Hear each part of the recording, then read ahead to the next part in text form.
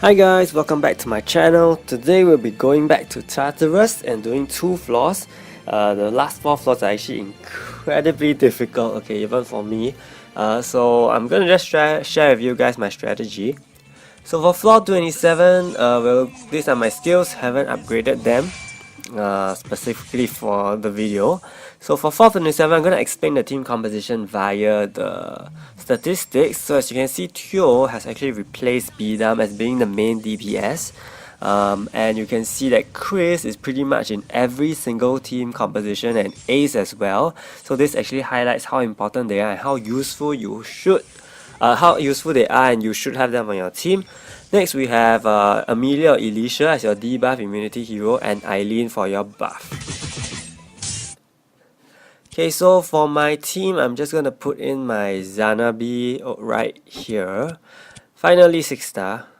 Okay, and I'm gonna go through the enemies. There's Ace, there's Dark Element that enrages for 6 turns. Okay, 6 turns. There's Annoying Atalanta who is concealed and also protects all allies from 5 target AoE. There's Ingrid who has 7 Void Shield, and if she uses her Awaken skill she gains another 7. Okay. And finally the Water Element who has a lot of Void Shields, so it's basically another Ace, I would say. Okay, so with that we are going to just check out heroes. I'm using Teo, double speed, double counter as Willful Ring, speed, attack, counter, and lifesteal. Okay, he's basically arena build. His traits are increased stun, resist, counter rate, and accuracy rate. Again, arena build. Exclusive item is unlocked. Then I'm using Chris. I think you only need his armor to be there. Willful Ring, of course. And also maybe whatever jewels you can get, recovery rate, block rate. Exclusive item is unlocked. Amelia for debuff resistance. If you don't have Amelia, you can always use Elisha. In fact, Elisha is more stable, okay? Her usage in Tartarus is more stable than Amelia because she has fixed damage. Ace, you need Ace. He is equipped for arena as well. Willful Ring, double speed, double HP, increase awakening gauge, speed attack, yada yada. All these are not important for Tartarus. Stun, resist, accuracy, and reflect nullification. The reflect nullification may come in handy because there are levels against Nerja. Eileen, I only gave her double HP. More important is her survival. You should go in with a Willful Ring, okay? Don't follow this. Going with a Willful Ring, I totally forgot to slap a Willful Ring on her. These are my masteries. 115 is up, 120 is down. No, 130 I mean. Okay, so all these do just follow accordingly.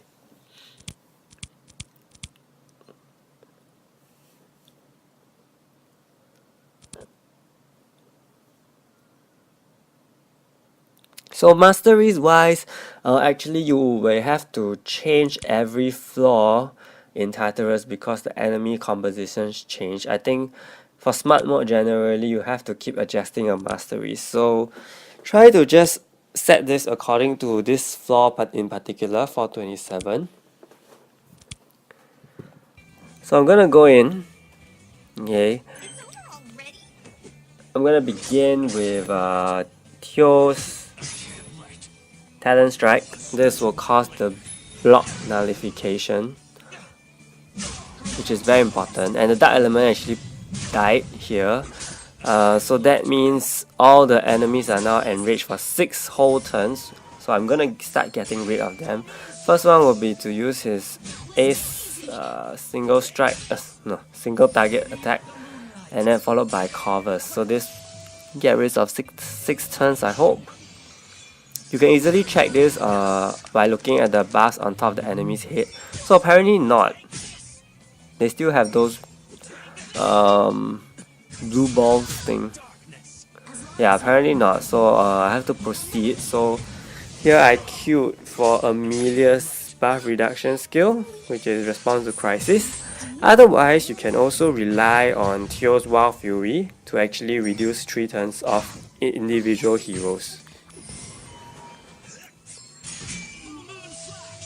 Okay, so just the stage, the first round is kind of time consuming for me. So if you are, still a mid-tier player or even a new player and you have made it this far, I think it's a really a good feat for you. But of course, don't give up. Keep trying, keep building your heroes. So you realize that for each round I start off with Talent Strike because I want to get the block nullification up so that Wild Fury will trigger every time Teo counters.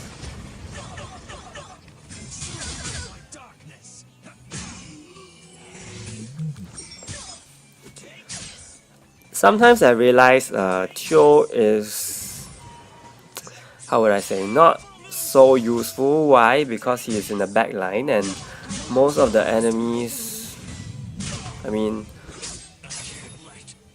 there's definitely lesser chance for him to always counter because he's in the back line, and hence this does not make his Wild Fury super useful. Okay, and if you are wondering why, actually when I was recording this I realized something, that although Teo is a preferred DPS in Tartarus, in smart mode in fact, how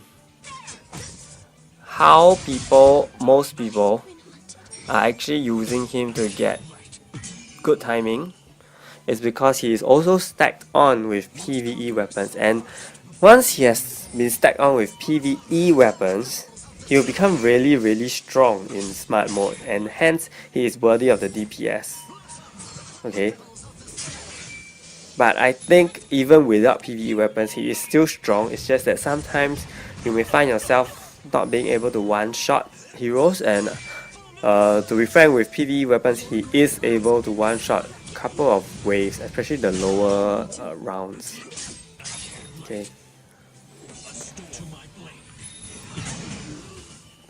So if your Talent Strike was on cooldown like mine, then I used actually used Ace Blossom Strike to remove shields, because Ingrid has 7 shields and Ace as well, so it will be very useful.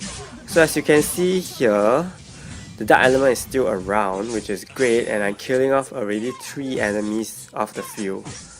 Okay, so that leaves Atalanta and the Dark Element only, which means probably she will be the only one that's enriched, and that is fine because lesser number of heroes to deal with. So as you can see, I took a really long time with this battle.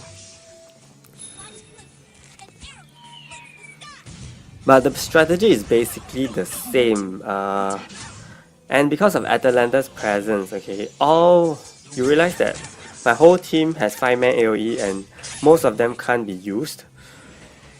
Can't do any damage, okay, especially if your front line is not well equipped, so you can only rely on your Teo, and in fact you can only rely on Talent Strike to deal damage if Atalanta is around. Okay, 6 minutes, very long, but we cleared it. So moving on to floor 28, same kind of team composition, almost exactly the same, and here we have Fire Element, increases attack when killed and converts HP to 1. I think that is fine because you have Chris. There's Roro, 7 Void Shields. There is Kagura, who takes 20% max HP and heals every time she uses a skill. There's Brans and Branzo, who has 4-turn immunity and 3-turn Berserk. And there's Orly, who has 7 Void Shields as well. And Orly actually can change your formation with her the smackdown. Okay, so do consider this point. Sometimes your Teo may get shuffled if you are unlucky. Once again, I'm using Talent Strike to get the buff nullification up, and you realize at lower tier, okay, Kagura falls very easily, and that's because she doesn't just take 20% of her max HP. So first round, very easy. All these heroes are magic and offensive, so they actually have pretty weak defense capabilities even for that level, so you can take them down quite easily.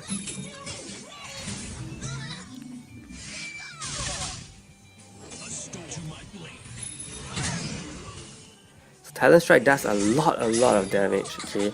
And Wild Fury triggers and just kills off Kagura, while Teal slices Orly, which is ironic, sadly.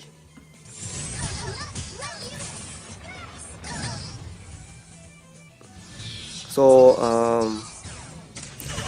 I think I should have removed Brans and Brenzel's immunity, but yeah. Anyway, Wild Fury does the job for me. So this floor, okay, is actually, I feel, the easiest in amongst the top 5 floors. Okay, this is only my second time going through it. The other floors I took more than 10 or 20 times. But this floor is really doable.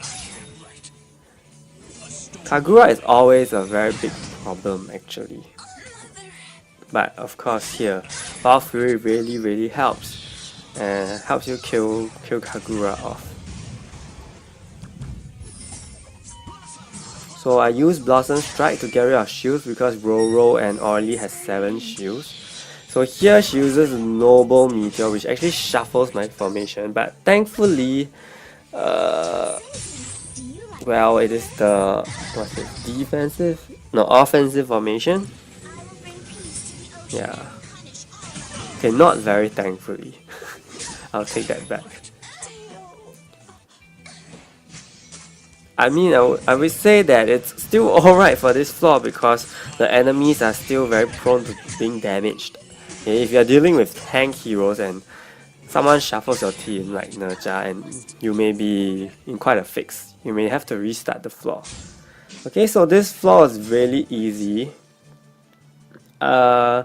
We are going to do two floors for this video because the last 2 floors will be in the next video because they took quite a while to actually get cleared, and yeah, it was very traumatic because it reminded me of how terrible how terrible it was to actually face them without Bidam at that point of time. Okay, so I hope the 2 videos gave you some idea of how you can form your team for Tartarus floor 27 and 28, and stay tuned for the final 2 floors for Tartarus. They will be uploaded later today.